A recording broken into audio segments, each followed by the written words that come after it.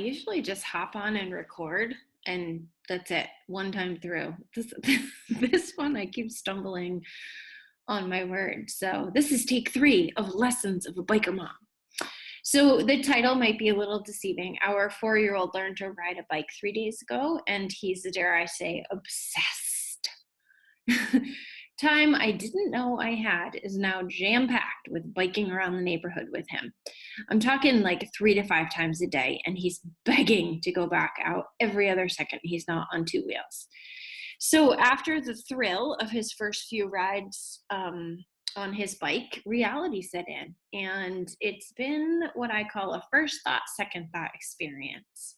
So what I mean by that is the first thought is whatever comes in without intention. It just swoops in and there it is. We can choose to listen to it, honor it, ignore it, or create a new thought. And that's what I call the second thought. So this thought is like crafted with intention. It's a thought that we choose to think because we know it gets us to a place we want to go. So here's a few of my first thoughts, second thoughts from me, the bewildered biker mom. So one first thought I've had is, please stop asking me to watch you bike. I'm tempted to say it out loud sometimes, but I don't.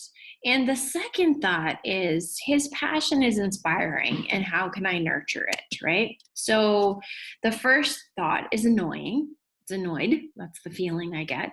And the second thought is like, wow, this kid is passionate. What can I learn from that? How can I nurture that in him? How can I honor that? How can I get excited about that? And it really does, it shifts that first thought right out of the way. Another first thought I've been having is, don't do that, it's dangerous. Second thought. Second thought is, he's a kid and kids get hurt when they're learning new things. And so remarkably, hasn't really been hurt on his bike yet. He's actually fallen very few times, but I'm sure it's to come. He's already doing tricks in like crazy town. And if I lived by that first thought, don't do that, it's dangerous, he'd be in a little bubble and he'd start to get scared of the world. And I don't want him to be scared of the world. So I really go with that second thought. He's a kid. Kids get hurt, especially when they're learning new things like riding a bike. Another first thought I've been having is, can we go home now?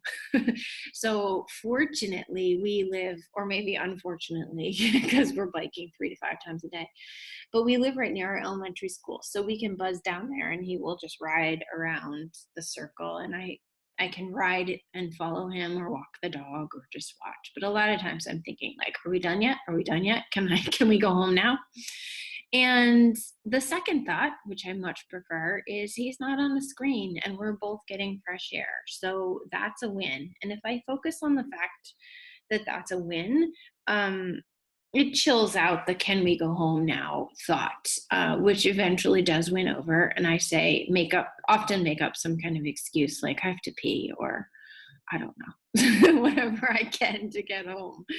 But the second thought really does keep me in appreciation of just being outside with him and enjoying his littleness and his learning. Another first thought is, how soon can he bike around town without supervision? Mind you, he's 4. But I still have the thought. It still comes. Remember, we can't control the first thought. So the second thought is a reminder that these years are totally precious. And when I remember that, I can treasure just how absolutely perfect this is, to see him at 4 years old, filled with joy on his bicycle. It's amazing. That definitely shoos away my desire for him to grow up too fast and be out there by himself. And the last first thought I'm going to share today is, anyone else want to take him biking? Because that's a thought I have a lot. Maybe someone will come and take him biking. Maybe someone will invite him over and take him biking. But the second thought's much more important, and that's, I get to take him biking. And that is such a privilege. I have the privilege of being home with my kids. I have the privilege of having found work I can do from home. I have the privilege of a husband who earns enough money for me to be home. I have the privilege of living in a place that we can just hop out the front door and go biking and breathe beautiful fresh air and see beautiful sights and meet beautiful people. And it really, even though there's moments where I'm wishing someone else would swoop him away and take him biking, I get to do it. And it is a privilege that I really honor and am excited about.